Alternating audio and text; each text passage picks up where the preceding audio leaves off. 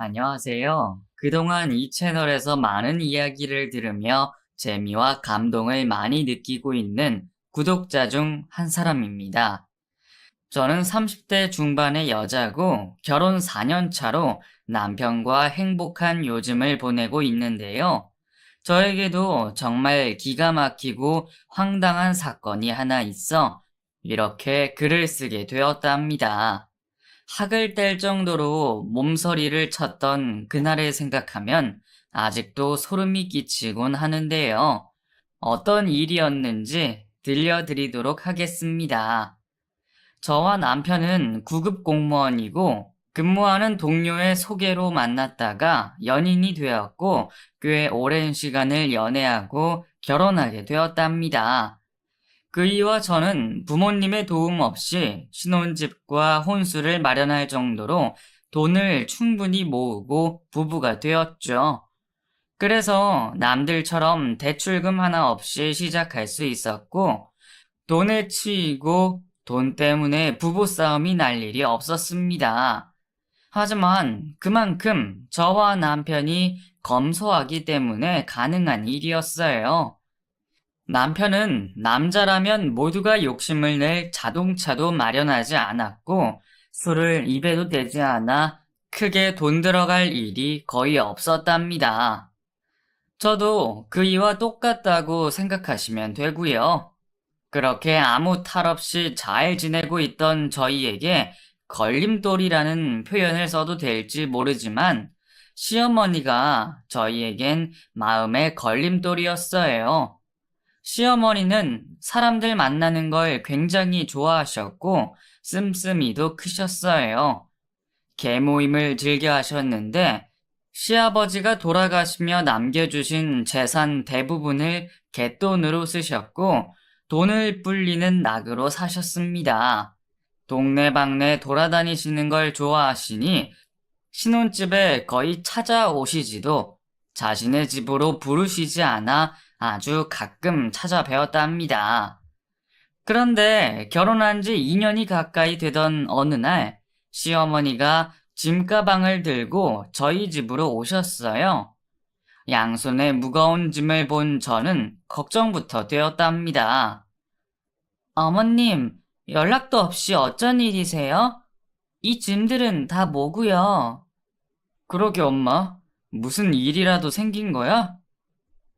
그게 말이다. 내가 사기를 당했다. 그 개주가 돈을 갖고 날랐어. 그년이 부동산 투자를 같이 해보자고 꼬셔서 그 대출 받아서 줬더니 해외로 도망갔단다. 경찰서에서도 잡기 힘들다고 하더라. 그래서 어쩌겠니? 집을 팔아버리고 대출금 갚았지. 그만 좀 묻고 이 짐 좀 받아라. 무거워 죽겠다. 엄마, 내가 계모임 하지 말라고 그렇게 일렀건만 기어이 사고를 치셨네. 이번엔 부동산 사기야? 집 한 채를 날려드신 거야? 내가 진짜 엄마 때문에 1년에 심장이 12번은 더 튀어나온다고. 그런데 엄마는 아무렇지도 않아. 슬픈 기색이 하나도 없네. 이놈의 자식이 그럼 그 돈 때문에 죽을 상을 하고 있어야겠냐? 돈이야 다시 만들면 되는 거야. 사지 멀쩡하고 몸 건강하면 된 거 아니냐?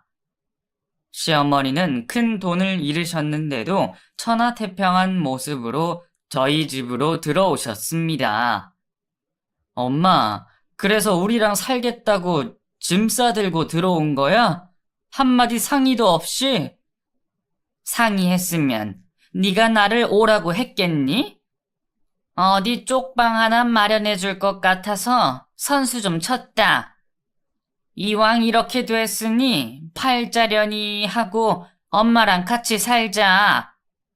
새애기 표정이 왜 그러니? 내가 온 게 못마땅하구나. 아니에요, 어머님. 너무 갑작스러워서 그래요. 잘 오셨어요. 그래, 그렇게 나와야지. 그런데 너무 걱정하지 마. 나 이 집에서 티 안 나게 살도록 할게. 몇 달 뒤에 갯돈 들어오면 작은 빌라 하나 마련해서 나갈 때까지 신세 좀 지자. 괜찮지, 세아가? 그럼요. 당연히 시어머니와 지내는 게 불편하지만 상황이 이렇게까지 되었으니 저나 남편이나 가만히 볼 수밖에 없었습니다. 오갈 데 없는 분을 내쫓을 수 없으니 당분간 시어머니와 함께 지내기로 했죠. 이튿날 아침에 일어난 저는 시어머니의 아침상을 차리려고 분주하게 움직였고 조금 긴장한 채로 시어머니가 방에서 나오길 기다렸어요. 그런데 저와 남편이 출근할 때까지 늦잠을 주무시느라 코빼기도 비치지 않았답니다. 여보, 우리 엄마 원래 아침 안 드셔. 대낮까지 주무시는 분이니까 앞으로 괜한 수고하지 마. 정말? 원래 어머님 또래는 아침잠이 거의 없지 않나? 우리 엄마는 예외야. 엄청 게을러. 나 학교 다닐 때도 아침밥 차려준 게 손가락으로 꼽힌다니까. 내가 당신한테 얘기했었잖아.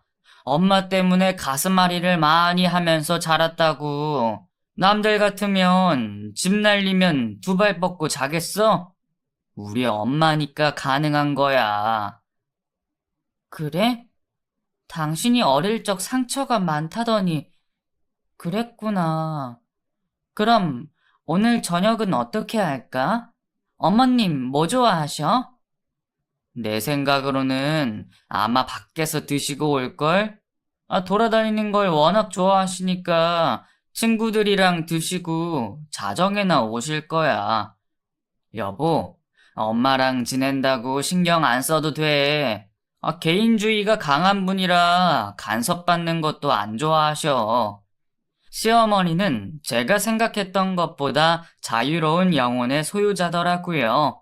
그래서 전 남편의 말대로 저녁에 빈손으로 들어갔고 냉장고에 있는 반찬으로 남편과 저녁을 먹었습니다. 시어머니는 어딜 놀러 가셨는지 제가 잠들 때까지도 집에 들어오시지 않았네요.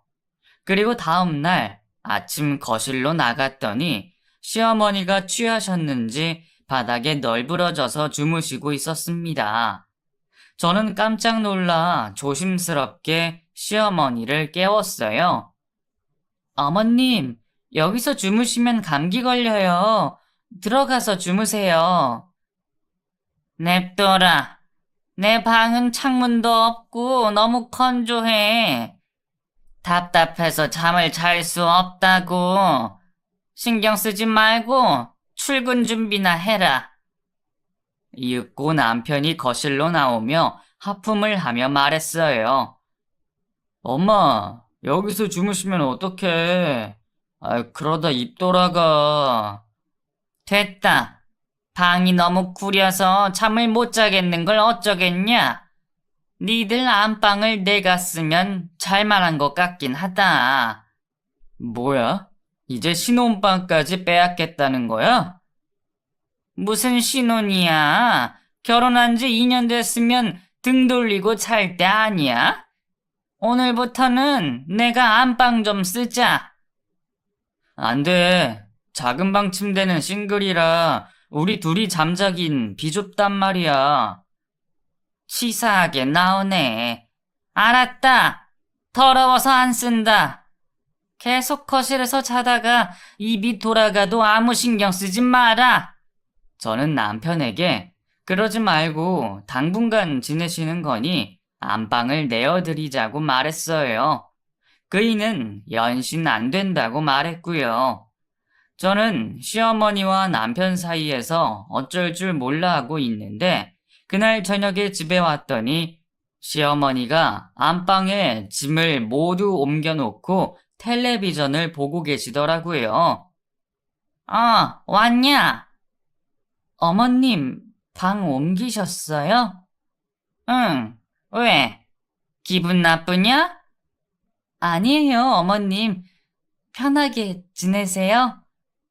그렇다면 다행이고, 난 아들놈 오기 전에 자야겠다. 이따 잔소리 듣기 싫으니까 네가 알아서 둘러대라.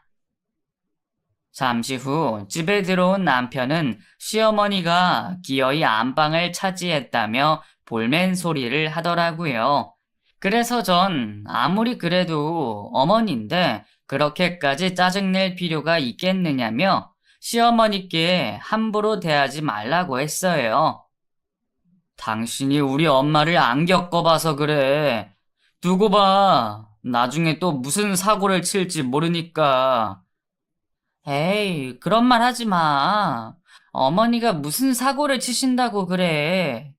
그리고 어머님은 나한테 뭘 시키지도 않고 편하게 해주시잖아. 내 친구들 시어머니들은 매일같이 달달 볶는다는데 말이야. 그렇게 시어머니 편을 들며 그이에게 조금만 더 친근하게 시어머니를 대하라고 조언해 주었습니다. 하지만 얼마 뒤 남편의 말대로 사건인지 사고인지 시어머니가 크게 한 건 하셨습니다. 자다 일어나 주방으로 가서 쌀을 씻고 있는데 화장실에서 웬 할아버지가 나오시는 거예요. 저는 뒤로 나자빠지며 소리를 질렀습니다. 그 소리에 남편이 뛰쳐나와 노인을 향해 달려들었답니다. 당신 누구야? 누군데 남의 집에 함부로 들어온 거야? 아이고 노케나. 난 어젯밤 경자씨랑 같이 들어온 사람이네. 노인이 말하는 경자씨는 저희 시어머니였어요. 알고 보니 늦게까지 술을 마신 시어머니가 남자를 데리고 저희 집에 들어온 거랍니다. 게다가 그 노인과 저희 안방 침대를 쓴 거죠. 너무 더럽고 불결하다는 생각이 든 데다 시어머니가 선을 넘은 행동을 해서 기분이 몹시 나빴답니다. 남편은 곧장 안방 문을 열고 시어머니를 깨웠어요. 엄마, 일어나봐. 이게 지금 뭐 하는 짓이야? 아들 신혼집 안방을 차지한 것도 모자라서 노인네까지 끌어들여? 해도 너무하잖아. 돌아가신 아버지가 경로하시겠다고? 아유, 귀찮게 왜 이래? 잠 좀 자게 냅둬라. 그리고 남자친구를 집에 좀 데려온 거로 왜 그렇게 호들갑이니? 네 아빠가 세상 떠난 지가 언젠데 아빠 타령이야. 엄마는 남자 좀 만나면 안 되냐? 이 집은 나랑 엄마랑 며느리가 사는 집이라고. 엄마는 며느리 보기 부끄럽지도 않아? 부끄러울 게 뭐가 있니? 엄마도 여잔데. 시끄러우니까 그만 나가. 시어머니는 이불을 뒤집어 쓰시며 대화를 거부했고 답답한 남편은 할아버지에게 옷을 던져주며 빨리 입고 나가라고 전했습니다. 이봐요, 아저씨. 빨리 나가주세요. 그리고 다신 오지 마세요. 나 배고픈데 지금 된장찌개 끓이는 건가?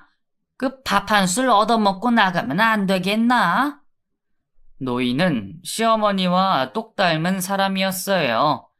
그이는 분노하며 노인을 밀어내며 쫓아냈습니다.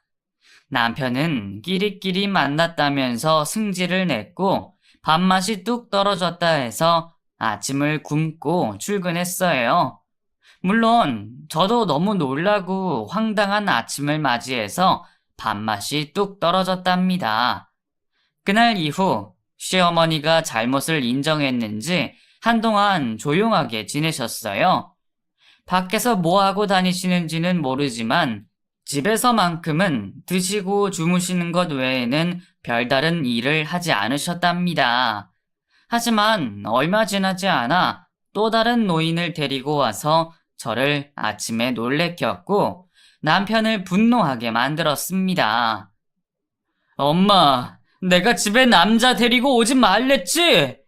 저 노인네가 옷을 벗고 돌아다니는 바람에 엄마 며느리가 기절할 뻔했다고.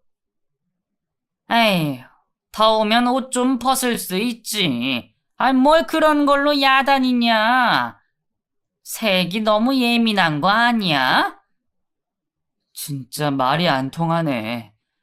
엄마 자꾸 이런 식으로 나오면 이 집에서 못 지내. 그러니까 제발 사고 좀 치지 말아줘. 이게 사고니? 엄마 연애를 축하해주지 못할 망정 내쫓는다고 협박이나 하는 게 아들이냐? 시어머니는 사과 한마디 하지 않으셨고 일주일에 한두 번씩은 꼭 남자를 데리고 왔습니다. 모두 다른 남자들로 말이죠. 저는 시어머니가 자유분방하고 쿨한 사람인 건 알고 있었는데 이렇게 남자를 좋아할 거라고는 상상도 못했답니다. 여하튼 저는 아침에 일어나면 시어머니가 데리고 온 남자가 있는지부터 살펴봤네요. 하지만 시어머니의 남자친구를 데려오는 날은 멈추지 않았고 참을 만큼 참았던 저와 남편은 조치를 내리기로 결심했습니다. 여보, 나 아침마다 처음 보는 할아버지들 때문에 미칠 것 같아. 간 떨어질 뻔한 때가 한두 번이 아니라고. 어머님 갯돈 언제 받으셔? 미안해. 엄마가 창피한지도 모르고 계속 저러시네. 그리고 갯돈 탄다는 건 거짓말일 거야. 늘상 거짓말만 하시는 분이야. 여하튼 방을 구해서 빨리 내보내야겠어. 그렇게 해줄래? 차라리 힘들게 살림시키시면 이렇게까지 하지 않을 텐데. 이젠 같이 못 살겠어. 알겠어. 이따가 말씀드리자. 이 동네 빈 방은 많으니까 바로 마련해 드릴게. 저는 시어머니께 죄송한 마음이 들었지만 이렇게 계속 살다가는 기절초풍할 날이 많을 것 같아 방을 잡아드리기로 했어요. 그날 저녁 남편이 시어머니께 통보하듯 짐을 싸라고 했더니 그제야 잘못한 걸 깨달으셨는지 바로 꼬리를 내리고 사과부터 하셨답니다. 얘들아, 미안하다. 노인네가 늙어서 주책을 떨었어. 그렇다고 당장 나가라고 하면 어떡하니? 나도 마음의 준비를 해야 하지 않겠어? 엄마, 우리 집에 올 때 마음의 준비하고 온 거 아니잖아. 그냥 무작정 들어오셔 놓고선 무슨 마음의 준비를 한다는 거야? 내가 방 구해 드릴 테니까 거기서 남자친구를 부르든지 말든지 알아서 해. 우린 더 이상 못 봐드리겠어. 그렇다고 당장 애미를 내쫓는 게 말이나 되냐? 넌 어쩜 효심이라고는 하나도 없니? 내가 남자 만나는 게 그렇게 불만이냐? 엄마, 그거 아니어도 우리가 너무 불편해. 안방까지 내주고 좁아 터진 침대에서 자는 것도 질렸어. 일단 원룸에서 지내. 내가 돈 좀 벌면 전세라도 얻어줄 테니까. 그러자 시어머니는 시무룩한 표정을 지으며 말했어요. 전세를 얻어준다고? 됐다. 나 이 집이 너무 마음에 들어. 여기서 계속 지낼 생각이다. 여기 터가 좋아서 그런지 일이 술술 풀려. 갯돈으로 재미 보기 시작했어. 게다가 남자들도 전보다 많이 따른다니까. 그러니까 나가려거든 너희들이 나가서 지내면 안 되겠니? 시어머니는 제 상식으로는 이해하지 못할 요구를 하셨습니다. 그래서 이번엔 제가 부탁의 말씀을 드렸어요. 어머님, 정말 죄송한데 저희랑 따로 지내셨으면 좋겠어요. 저희도 이해하려고 노력해봤는데 안 되겠어요. 정말 죄송합니다. 새애기, 너무하는 거 아니니? 이제 보니 네가 내 아들 꼬드겨서 나를 내쫓자고 한 거구나. 내 말이 맞지? 순진한 줄 알았더니 여우가 따로 없네. 누가 여우인지 확실히 말하고 싶었는데 그냥 참고 말았어요. 그리고 다시 저희 집에서 나가달라고 부탁드렸답니다. 알겠다. 나가마. 그런데 당장은 못 나가. 여기 터가 좋아서 다음 갯돈 탈 때까지만이라도 지내게 해줘라. 한 2달만 있다가 나갈게.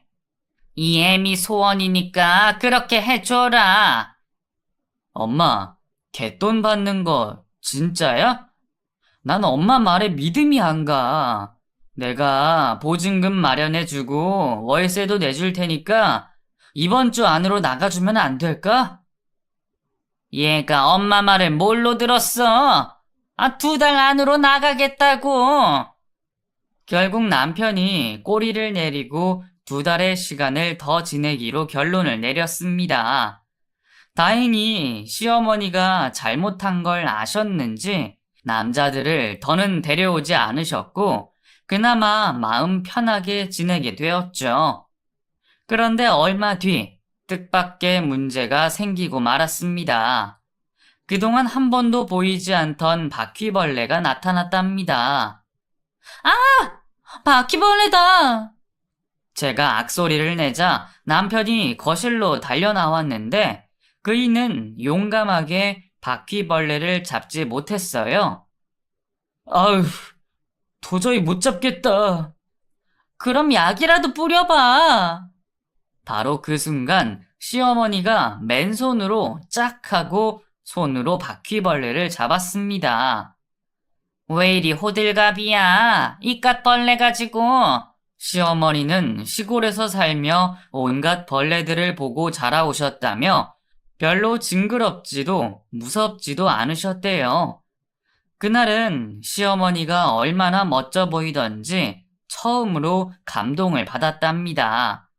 이튿날 퇴근하고 집에 들어와 거실 불을 켰는데 저는 너무 놀라서 바닥에 주저앉고 말았어요.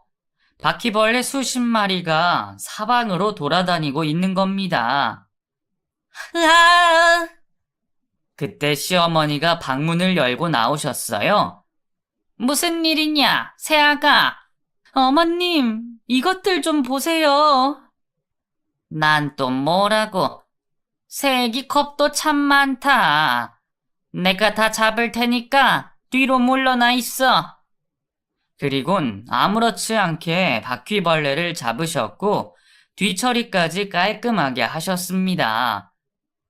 어머님, 갑자기 바퀴벌레가 왜 생긴 걸까요?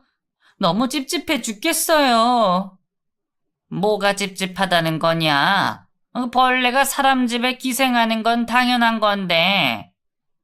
그날 이후로도 매일 바퀴벌레가 거실과 방, 화장실 할 거 없이 여기저기서 나타났습니다. 그럴 때마다 저는 비명을 질렀고 시어머니가 잡아주셨죠.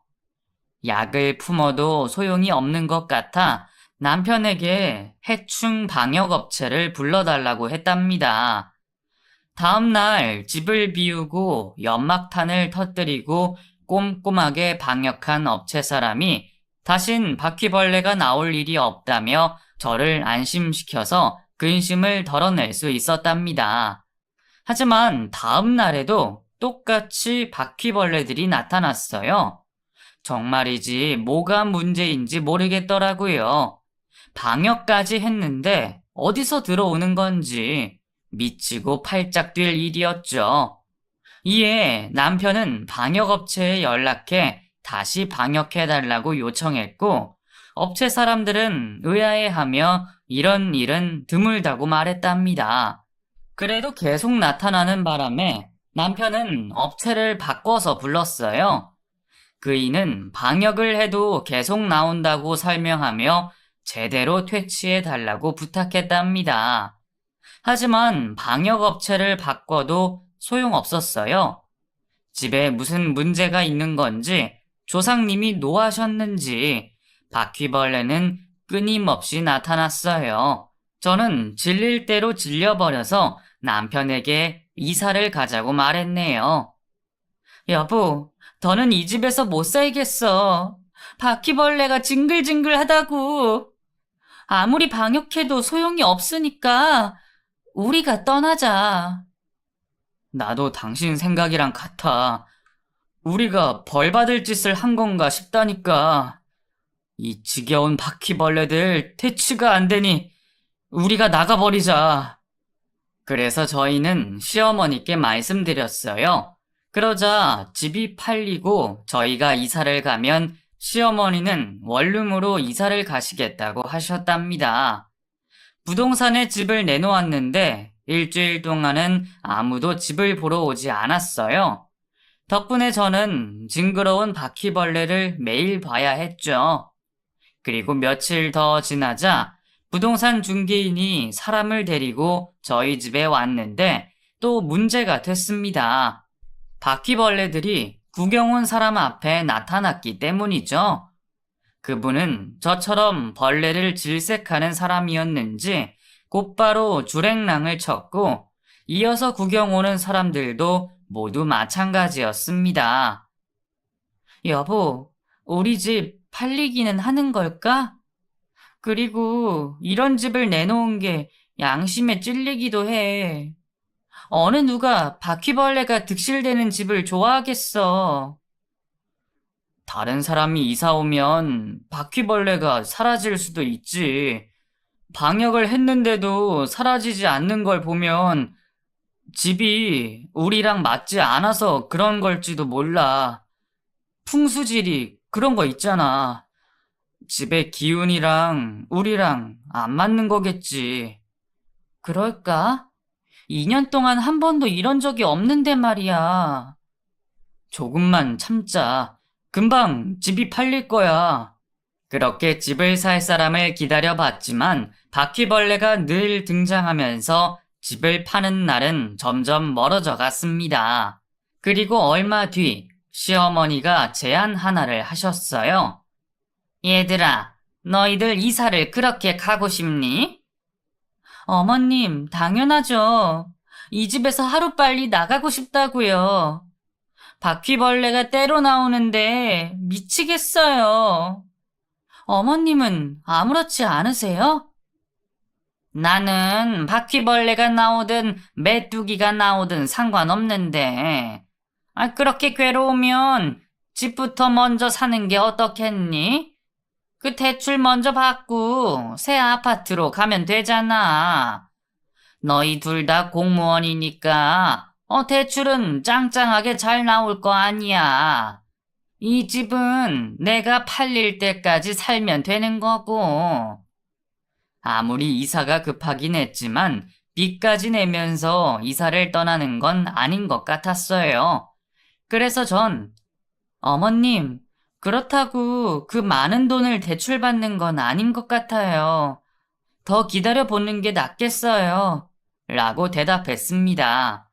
남편도 제 생각과 같아서 대출은 절대 받지 않기로 했답니다.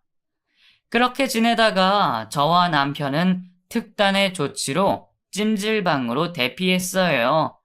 불편하긴 했지만 징그러운 벌레를 보지 않아도 됐으니 그 편이 훨씬 낫겠더라고요. 그런데 며칠 뒤 허리와 등이 어찌나 아프던지 남편과 저는 찜질방에서 자다 말고 새벽에 집으로 돌아갔어요. 집에 들어가 벌레가 있는지 살펴봤는데 그날은 이상하게 깨끗하더라고요. 여보, 오늘은 한 마리도 안 보이네? 정말 다행이야. 이제 사라진 건가? 그랬으면 좋겠다. 일단 들어가서 잠이나 자자. 그래, 며칠 동안 찜질방 바닥에서 잤더니 등허리가 아파 죽겠어. 나 화장실 좀 다녀올게. 저는 피곤한 몸을 이끌고 화장실 문을 열었습니다. 그런데 제 눈앞에 웬 할아버지가 변기에 앉아 똥을 싸고 있는 겁니다. 여보, 무슨 일이야? 뒤로 자빠진 저에게 달려온 남편은 제 시선을 따라 화장실을 향했어요. 그리고 한숨을 길게 내쉬며 시어머니를 불렀습니다. 엄마, 나와봐. 우리가 집에 없는 사이에 또 남자를 불러? 안방문이 열리며 하품을 하는 시어머니가 말했습니다. 너희들 언제 왔니? 당분간 찜질방에서 잔다며. 아, 니들이 집에 없으니까 나 혼자 무서워서 남자친구를 불렀다. 아, 그게 그렇게 놀랄 일이니? 내가 엄마 때문에 미쳐! 빨리 이사를 가던가 해야지. 잘 생각했다. 그 얼른 새 집부터 마련해라. 이 집은 내가 팔릴 때까지만 지낼게. 됐거든. 지금 보니까 바퀴벌레도 없는 것 같으니까 내일 바로 원룸 알아봐 줄게. 이는 화장실에서 나온 할아버지를 내쫓아 버렸고 시어머니에게 미리 짐을 싸라고 일렀네요. 그런데 다음날 아침 또다시 벌레들이 징그럽게 많이 나타났습니다. 아무리 매일 봐도 적응이 되지 않더라고요. 그래서 또 비명을 질렀고 시어머니가 손바닥으로 바퀴벌레들을 때려잡았습니다. 이놈들도 참 지겹다. 언제 없어지려는지. 남편은 제 얼굴을 보며 크게 한숨을 쉬고 말했습니다. 진짜 이 집에서 못 살겠다. 여보, 우리 집부터 먼저 마련하자. 이 집은 팔릴 때까지 엄마가 지내게 하고 말이야. 징그러워서 못 살겠어. 그러자. 나도 하루빨리 이 집에서 벗어나고 싶어. 당장 대출부터 알아보자. 집이 팔리면 바로 갚아버리자고. 그런데 우리 집이 빨리 팔려야 할 텐데 팔릴까? 저 바퀴벌레 떼를 보고 누가 집을 사겠냐고. 그건 걱정 마라. 내가 집 보러 오는 손님이 있으면 바퀴벌레들 안 보이게 싹 다 잡아버리마. 그렇게 새 집을 먼저 마련하기로 결정 내린 남편이 시어머니께 말했습니다. 엄마, 이 집 팔릴 때까지만 여기서 지내는 거야.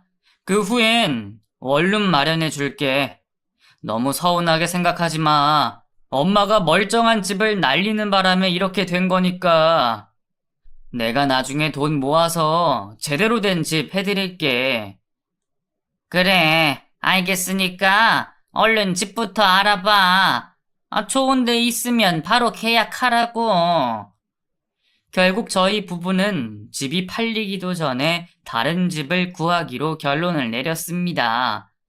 그이와 여러 아파트를 알아보는데 저희에게 가장 큰 조건은 바퀴벌레가 없는 집이었어요. 다행히 구경하는 집들은 모두 깔끔했고 개미새끼 한 마리도 보이지 않았죠. 그래서 남편과 의견을 좁히며 살만한 집을 골랐고 계약하겠다고 중개인에게 전화를 했답니다. 집으로 돌아가 시어머니께 이 사실을 알리려는데 이번에도 새로운 남자친구와 있더군요. 저와 남편은 그리 놀라지 않고 좋은 말로 노인을 내보냈습니다. 엄마, 우리 집에서 나가면 계속 남자 끌어들일 거지? 아니야. 이젠 진짜로 집에 아무도 들이지 않을게. 얌전히 지내다가 집 팔리면 나가도록 할게. 그래, 제발 부탁 좀 할게. 아파트 사람들이 엄마를 뭐라 생각하겠어. 엄마를 위해서라도 이제 그만 좀 데리고 와. 어쨌든 우리 들어갈 집 구했어. 내일 계약할 거야.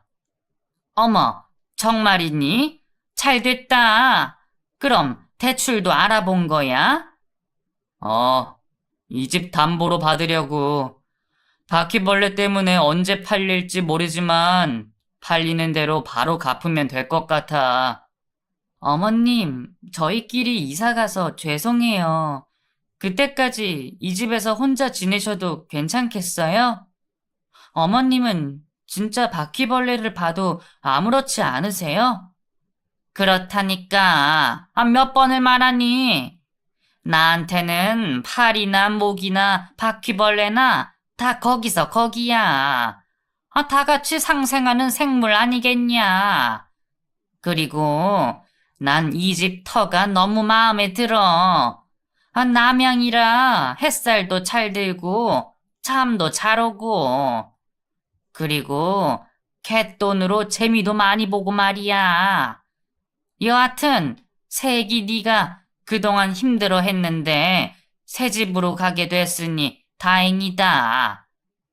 그렇게 이사에 관한 대화를 마무리 짓고 식사를 하고 과일을 먹으며 두런두런 이야기를 나누었습니다. 저는 집안을 둘러보며 시어머니께 말했어요. 그런데 오늘은 또 바퀴벌레가 보이지 않네요. 참 이상하단 말이에요. 왜 우리가 집에 있을 때만 나타나는 것 같은지 모르겠네요. 지난번에도 찜질방에서 자다가 집에 왔을 땐 깨끗했잖아요. 여보, 당신도 그렇게 느꼈지? 진짜 우리한테 뭐가 씌었나? 지금 벌레가 눈에 안 보이니까 이사를 괜히 가는 것 같기도 해. 우리가 너무 섣불리 계약한다고 한 건 아니겠지? 아니면 며칠 더 두고 볼까? 방역도 한 번 더 해보고 말이야. 희한하게 바퀴벌레가 눈에 안 보이니까 이 집을 파는 게 아깝다는 생각이 드네. 그럼 내일 한번 보자. 바퀴벌레가 또 나타나는지 말이야. 계약은 취소하면 되니까. 저와 그이는 그렇게 집을 벗어나고 싶어 했는데 벌레 한 마리 없는 깔끔한 집을 보니 괜히 대출까지 받는 게 아깝게 느껴졌답니다. 사람 마음이 오락가락 하는 게 이런 건가 싶더라고요. 이윽고 시어머니가 과일을 드시다 말고 잠시 산책을 다녀온다고 일어나셨습니다. 어머님, 같이 가요. 저도 소화도 시킬 겸 산책 좀 해야겠어요. 아니, 나는 요 앞에서 누구 좀 만나려고. 너는 그냥 집에서 쉬거라. 설마 또 남자 만나러 가시는 거예요? 알겠어요. 어머님 사생활이니까 저는 빠지겠습니다. 대신 일찍 들어오세요. 밤길 위험해요. 그래. 잠깐 나가는 거야. 피곤할 텐데 어서들 쉬거라. 시어머니는 슬리퍼를 신고 급하게 나가셨습니다. 원래 잠깐이라도 외출하시면 꽃단장을 하고 나가시는 분인데 조금 이상했죠. 아무튼 저와 남편은 집안을 둘러보며 벌레가 있는지 눈으로 살펴보았습니다. 그런데 이상하게도 정말 깨끗했어요. 여보, 거기는 어때? 안방은 아주 깨끗해. 벌레 한 마리도 없어. 여기도 마찬가지야. 혹시 방역한 효과가 이제야 나타난 건가?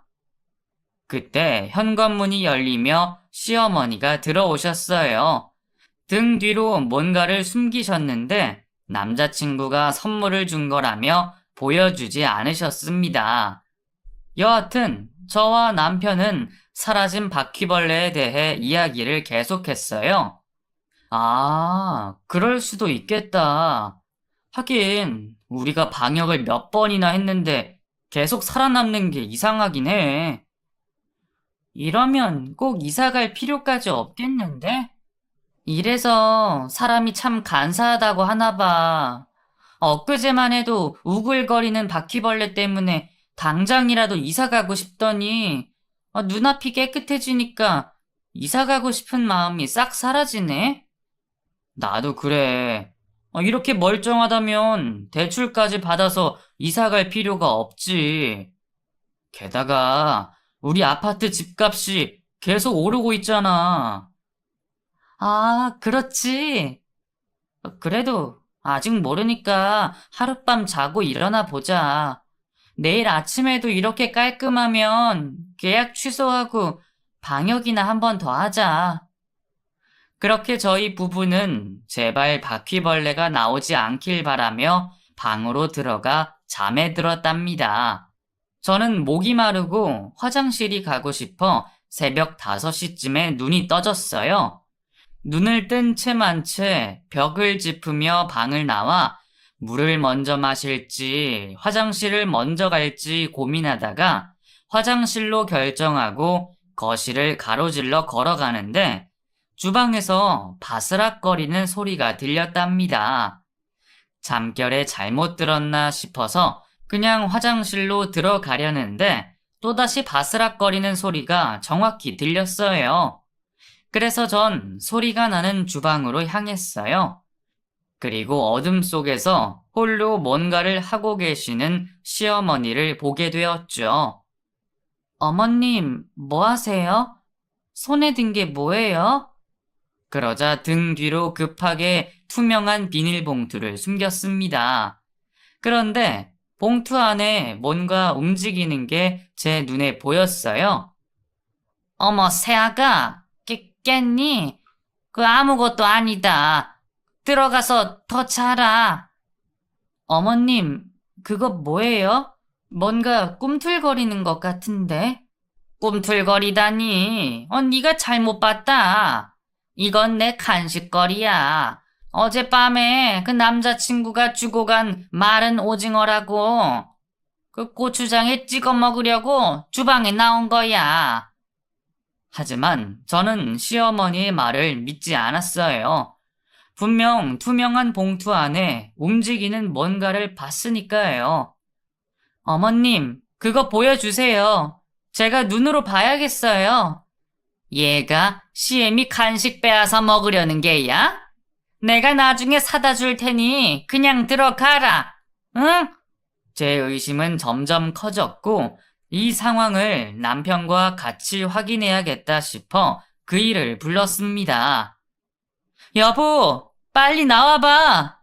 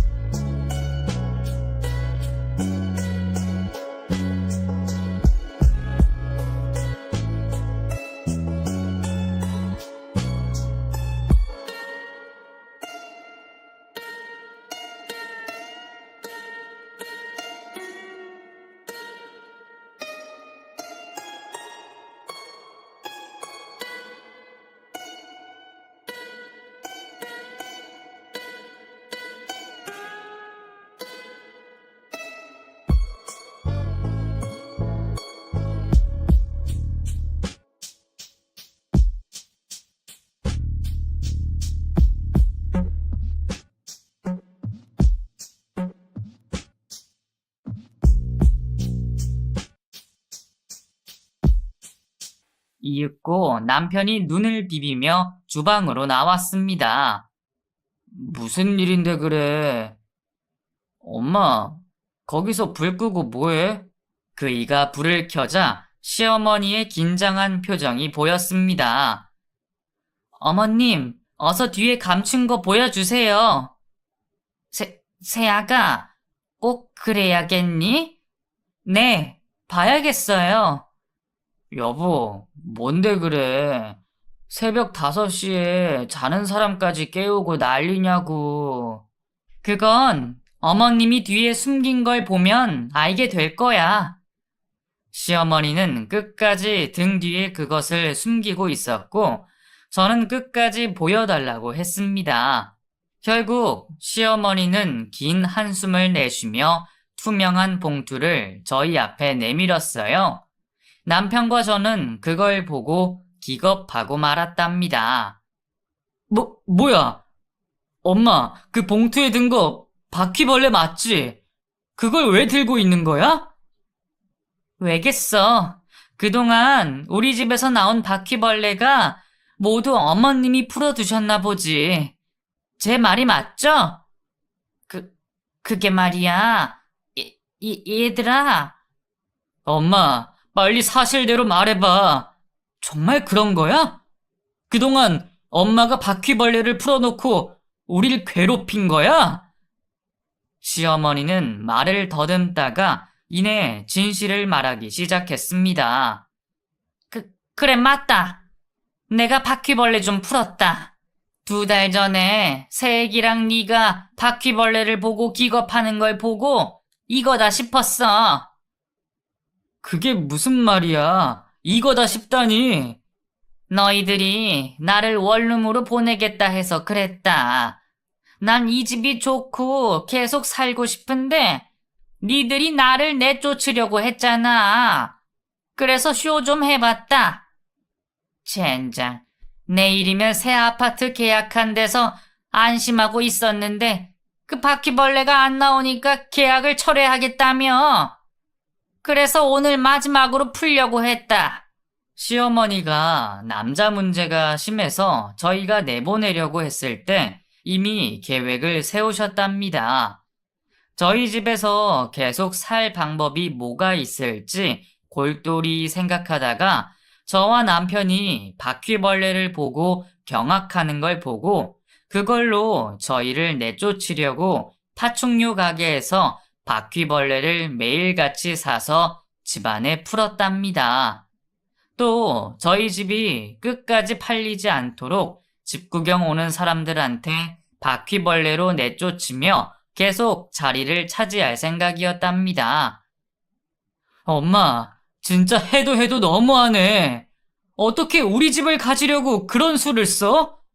갯돈 날리고 신혼집에 들어와서 안방까지 차지하고 남자까지 끌어들이고 말이야. 그것도 모자라서 집을 통째로 가지려고? 엄마, 나 결혼할 때 한 푼도 도움받지 않았잖아. 아버지가 남긴 재산 엄마가 다 날려놓고선 이젠 아들을 빚쟁이로 만들려고 한 거야? 그럼 어떡하니? 좁아터진 원룸으로 들어가 살기 싫은데. 그럼 우리 부탁대로 작은 방 쓰고 남자를 집에 끌어들이지 않았으면 됐잖아. 우리가 싫어할 행동을 실컷 하면서 계속 이 집에서 살길 바란 거야? 내가 얼마나 큰 잘못을 했다고 그런 말을 하니? 늙은 엄마가 안방 쓰는 게 잘못됐어? 여자인 내가 남자를 만나면 안 되니? 집 데이트 좀 하는 게 그렇게 못마땅했냐고. 시어머니는 모든 걸 들켜놓고선 적반하장으로 나오셨습니다. 저는 오만정이 떨어져 아무 말도 하지 않고 가만히 있었어요. 그러자 남편이 안방으로 들어가 시어머니의 짐가방을 싸기 시작했습니다. 뭐 하는 짓이야? 이 애미를 내쫓으려는 거야? 나가줘. 제발 나가줘. 어릴 때부터 엄마는 항상 이기적이었어. 나한테 따뜻한 밥 한 끼 제대로 차려준 적이 있어? 맨날 나가서 사 먹거나 아버지가 차려줬잖아. 지금 말한 건 일부일 뿐이야. 내가 엄마한테 서운하고 서러웠던 걸 다 말하려면 2박 3일도 모자라다고. 그러니까 나가줘. 제발 나 좀 그만 괴롭히라고. 이놈의 자식이 어디 엄마한테 큰 소리를 쳐? 너야말로 이기적이다. 엄마가 밥하는 사람이야? 밥 안 해주는 엄마는 엄마도 아니냐고. 그 짐가방 당장 풀어. 난 못 나가. 저는 중재하려고 남편과 시어머니 사이를 가르고 말렸습니다. 여보, 그만해. 지금 새벽 5시야. 짐을 싸더라도 나중에 하자고. 그러자 시어머니가 제 머리채를 잡았어요. 이게 다 너 때문이야. 다 된 밥에 코를 빠뜨린 년아. 어머님, 이거 놓으세요. 아프다고요. 엄마 진짜 내 얼굴 그만 보고 싶어? 당장 그만두지 못해? 꼴도 보기 싫으니까 당장 나가! 이 썩어 빠진 것들, 늙은 애미를 개무시하고 내쫓으려고 해? 니들 하늘이 가만두지 않을 거야. 시어머니는 숨소리를 씩씩대며 거칠게 내쉬며 남편이 싼 짐가방을 빼앗아 들더니 나가버리셨습니다. 저는 어안이 벙벙했고 기가 막히고 어이가 없었습니다. 그동안 저희를 괴롭혔던 생각은 하나도 하지 않고 저희가 잘못한 것처럼 상황을 만들고 나가셨으니까요. 여보, 이제 어떡해? 어머님 따라가 봐야 하는 거 아니야? 됐다 그래. 나도 참을 만큼 참았어. 내 엄마라서 참고 참으면서 살아왔는데 나도 더는 못 봐드리겠어. 그이는 시어머니의 얼굴을 보고 싶지 않다며 며칠 동안 연락하지 않았습니다. 시어머니 또한 그러셨고요. 그이는 시어머니에게 돈 한 푼도 주지 않았어요. 그래서 시어머니는 갯돈을 타서 방 한 칸에 주방이 분리되어 있는 원룸에 들어가셨답니다. 그렇게 저희는 이사를 가지 않게 되었고 그 집에서 계속 살게 되었네요. 그 뒤로 저희 부부와 시어머니는 1년에 겨우 한 번 정도 보고 지내고 있습니다. 시어머니가 지난번처럼 짐가방을 들고 무작정 찾아오신 적이 있는데 남편이 칼같이 자르며 시어머니를 돌려보냈답니다. 남편은 절대 시어머니와 같이 지낼 일이 없다며 저에게 신신당부했어요. 그리고 지금은 아주 가끔 안부 전화만 드리고 있답니다. 물론 시어머니는 불만 섞인 목소리로 원룸에서 살기 답답하다고 짜증을 내시는데 절대 같이 지내자고 대답하지 않고 있네요. 이렇게 저희 시어머니의 사연을 쭉 들려드렸는데 정말 징그러운 이야기죠? 여러분이 제 입장이었다면 어떻게 하시겠어요? 긴 이야기 들어주셔서 감사합니다. 이만 물러갈게요.